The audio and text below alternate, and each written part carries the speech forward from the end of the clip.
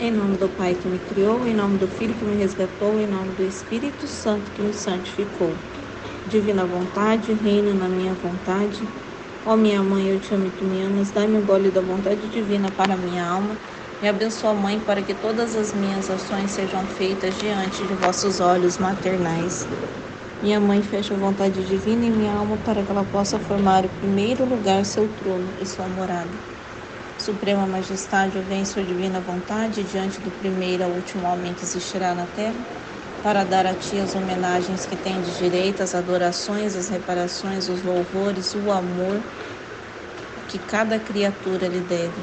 Vem, Senhor, na tua divina vontade, dou-te a minha vontade humana, por meio do Imaculado Coração de Maria, que possui todos os dons e os frutos da divina vontade. Vem, divina vontade, nesta ação que estou a fazer e em todas que eu farei durante este dia. Amém. Livro do Céu, volume 4, 4 de dezembro de 1902, capítulo 157. Estava pensando em minha mente nesta obediência, dizendo: eles têm razão de me ordenar isso, e logo não é uma grande coisa que o Senhor me faça obedecer no modo querido por eles. Além de que eles dizem, ou que te faça obedecer, ou que diga a razão pela qual quer que venha o sacerdote para te fazer recuperar deste estado. Então, eu achei confuso esse começo, porque ela estava pensando na obediência, né? Eles têm razão de me ordenar isso, logo não é uma grande coisa que o Senhor me faça obedecer no modo querido por eles. Além de que eles dizem. Então, assim, ela está achando que ela obedece no modo querido por eles, ou que te faça obedecer, ou que diga a razão pelo qual quer que venha o sacerdote, para te fazer recuperar desse estado. Então, acho que ela está querendo dizer, assim, que ela tem que aceitar, porque senão ela tem que contar a razão do estado dela. Eu acho que é isso, tá? É que ficou meio confuso esse começo para mim, mas vou continuar, que daí a parte de Jesus é bem importante, né? Mais importante. Minha filha, eu queria que eles mesmos tivessem encontrado a razão do meu agir, porque em minha vida, desde que nasci até que morri, tendo encerrado em mim a vida de toda a igreja, tudo se encontra. As questões mais difíceis, confrontadas com algum acontecimento de minha vida, onde se possam uniformizar, se revolvem, as coisas mais enredadas se soltam, e as mais escuras e obtusas, em que a mente humana quase se perde nessa escuridão, encontram a luz mais clara e resplandecente. Então, Jesus está falando que eles deviam conhecer as razões, né? Conhecer a razão do agir dele, né? Porque quem que vinha até ela eram os sacerdotes, né?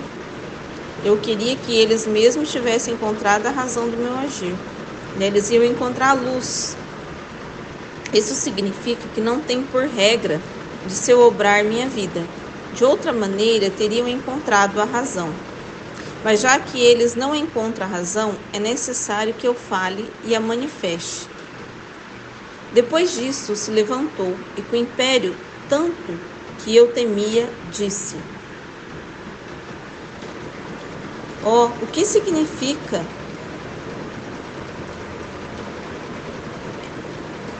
estende desse sacerdote? Você está abaixo do sacerdote? Então, o que significa você estar abaixo do sacerdote? Depois, tornando-se um pouco mais doce, acrescentou: minha potência se estendia por toda parte, e de qualquer lugar que me encontrasse podia realizar os mais estrepitosos milagres. No entanto, em quase todos os milagres quis assistir pessoalmente, como ao ressuscitar Lázaro. Fiz remover a lápide, o fiz desatar. Depois, com o império de minha voz, voltei a chamar-lhe a vida. Ao ressuscitar a menina, tomei-a pela mão com a minha mão direita, chamando-a de novo à vida. E tantas outras coisas que estão registradas no Evangelho, que a todos são conhecidas, quis assistir com a minha presença. Isto ensina. Então vamos lá. Então Jesus quis assistir todos os milagres dele, né? Esses milagres com a presença dele. Então, ele tá explicando o que significa você está abaixo do sacerdote. Vamos ver. Isto ensina, estando fechada a vida futura da igreja na minha, o modo como deve comportar-se o sacerdote em seu agir. E estas são coisas que se referem a ti, mas em modo geral, teu lugar próprio o encontrarão sobre o Calvário. Eu, sacerdote vítima, levantado sobre o tronco da cruz, quis um sacerdote que me assistisse naquele estado de vítima, que foi São João, que representava a igreja nascente. Então Jesus aqui está falando dos sacerdotes. Nele eu via todos, papas, bispos, sacerdotes e todos os fiéis juntos. E ele, enquanto me assistia, oferecia-me como vítima para a glória do Pai e para o bom êxito da igreja nascente. Isso não aconteceu por acaso, que um sacerdote me assistisse nesse estado de vítima. Então até Jesus estava aqui sob o sacerdote, né? Ele sendo sacerdote, ele ficou sob o sacerdote, igual a Luísa, né? Ele está falando que ele coloca, que a Luísa também está nessa mesma posição, né? Sob o sacerdote também, né? Que acompanhando. Peraí.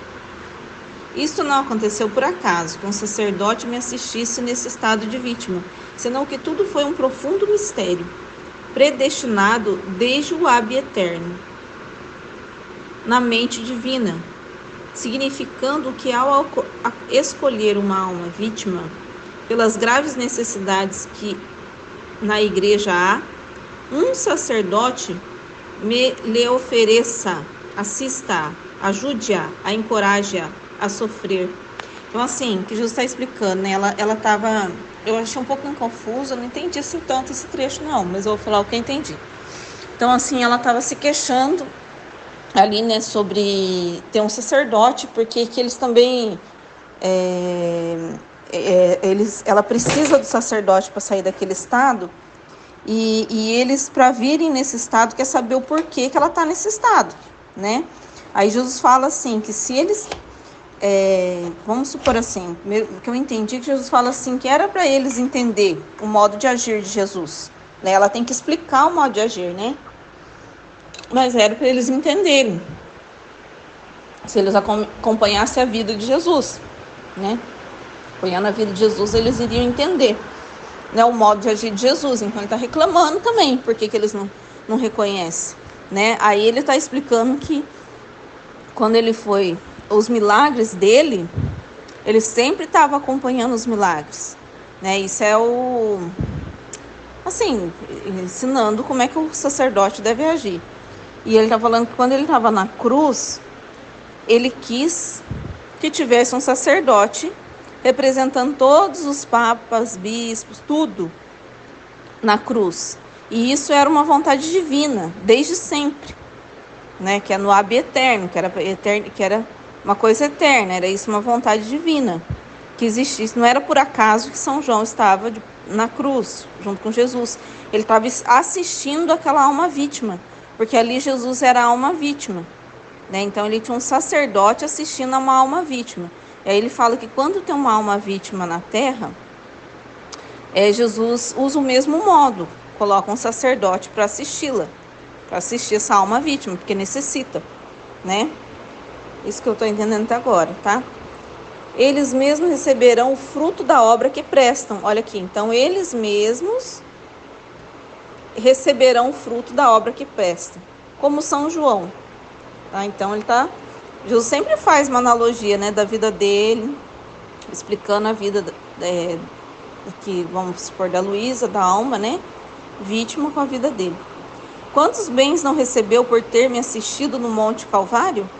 Então, quem assiste uma alma vítima, os padres que vão acompanhando, eles se santificam também, né? Então, tem muitos padres que acompanhou a Luísa que se santificaram, porque Jesus também fala aqui no Livro do Céu que teve aquela pergunta mais para frente, lá no volume 11, ou até mais, acho que até no 20 e pouco, aquela mais comenta sobre esses padres que assistiram, e Jesus fala que santificou eles, né? Que tem o Santo Aníbal, né? Que ele fala que está no céu com todas as sementes da vida divina, que outros se santificaram, assim, que nada foi perdido para eles, entendeu? Ela perguntou, ela chegou a perguntar. Então, assim, Jesus está falando que eles recebem o benefício por isso, né? Isso santifica a alma, né? E é para eles transmitir também, né? Então, essa transmissão também Jesus espera. Se em troca não fazem outra coisa que pôr minha obra em contínuos conflitos, desviando meus mais belos desígnios. Peraí. Só um minutinho, está bem. Eles mesmos receberão o fruto da obra que presta, como São João. Né? Então, quem age, né, o sacerdote que agir como São João, vão receber os frutos. Quantos bens não recebeu por ter assistido no Monte Calvário? Se em troca, né, não fazem, né, se em troca não acredita nessa obra, não dão valor, né, vamos dizer assim, em contínuos conflitos, desviando meus mais belos desígnios. Além disso, minha sabedoria é infinita, e ao enviar alguma cruz à alma para santificar-se, não só toma uma, senão 5, 10, quantas me aprazem, a fim de que não só uma, senão todas estas juntas se santifiquem. Como no Calvário, não estive eu só, além de ter um sacerdote, tive uma mãe. Tive amigos e até inimigos, que ao ver o prodígio de minha paciência, muitos creram em mim, como Deus que era, e se converteram.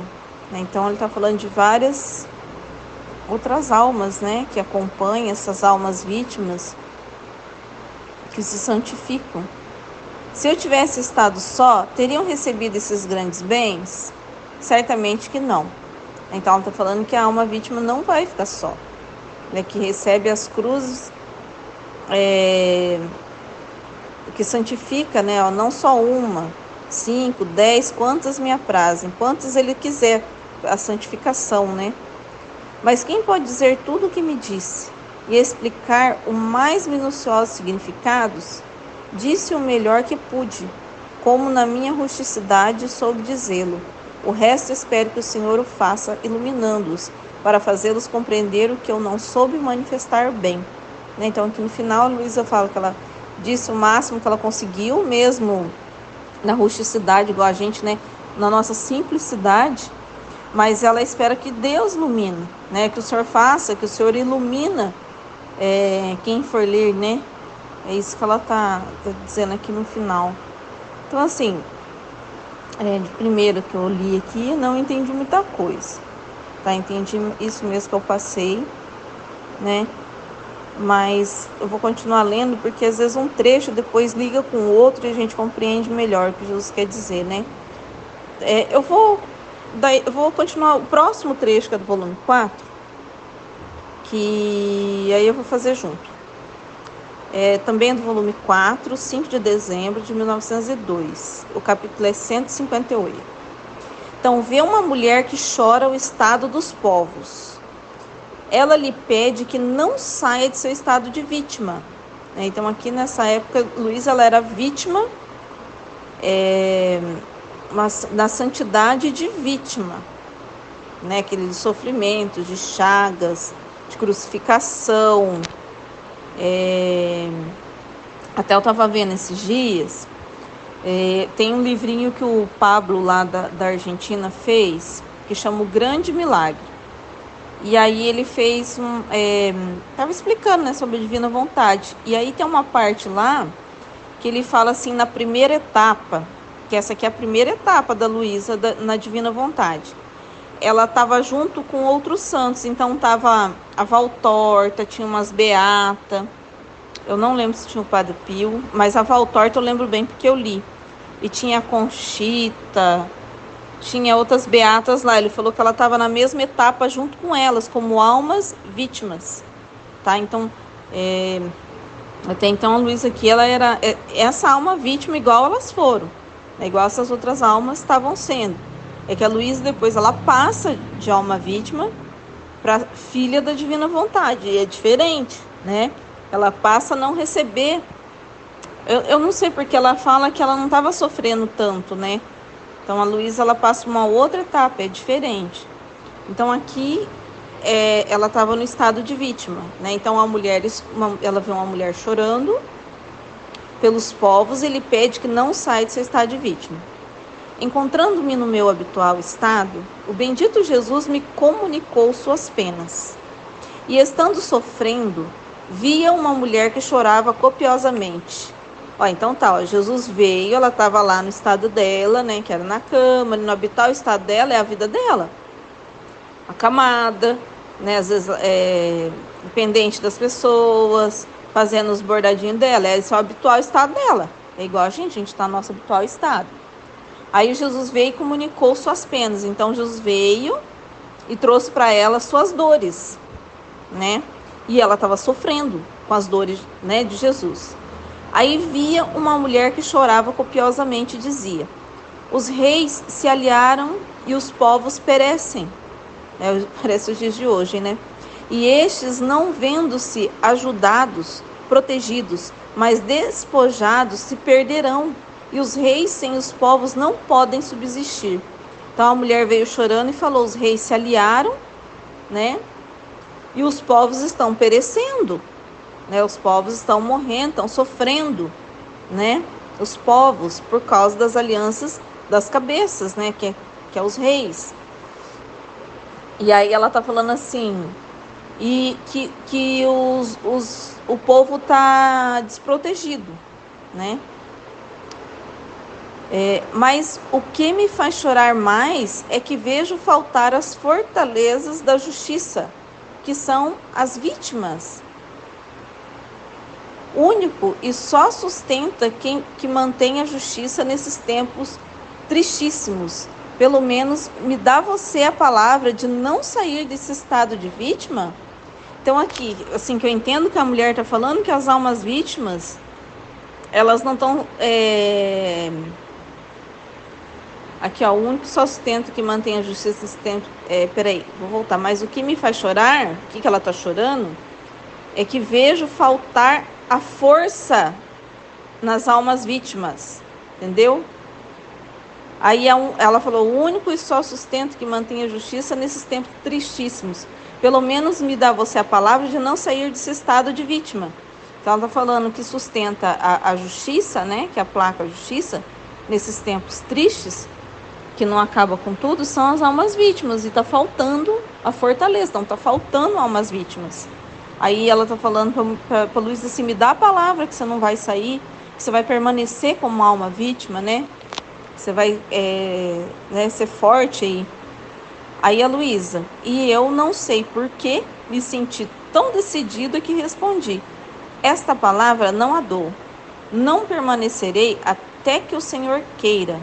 Mas assim que ele me diga que terminou o tempo de fazer essa penitência, não permanecerei nem sequer um minuto mais. Então a resposta da Luísa falou assim: eu vou permanecer como uma alma vítima até quando Deus quiser. Quando Deus não quiser, eu não fico. É isso que ela falou. E ela, ao ouvir a minha vontade irremovível, chorava mais, como se quisesse com seu pranto que eu dissesse sim.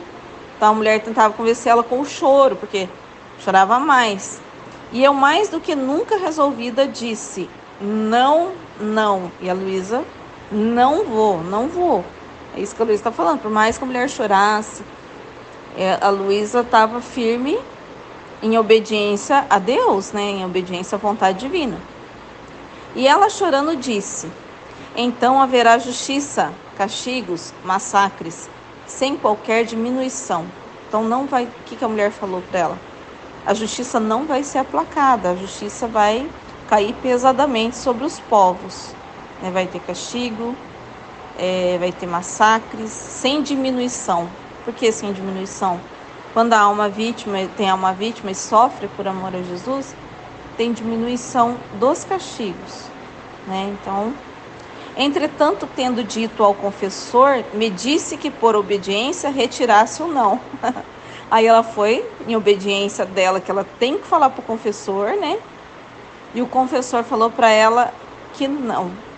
né, que era para ela retirar o não, que era para ela continuar como alma vítima, né, que era para ela permanecer, né, a obediência era ela permanecer como alma vítima. Então esse é o trecho do volume 4, terminou aqui. Eu li os 2 trechos juntos, tá? Em nome do Pai, do Filho e do Espírito Santo. Amém. Fiat.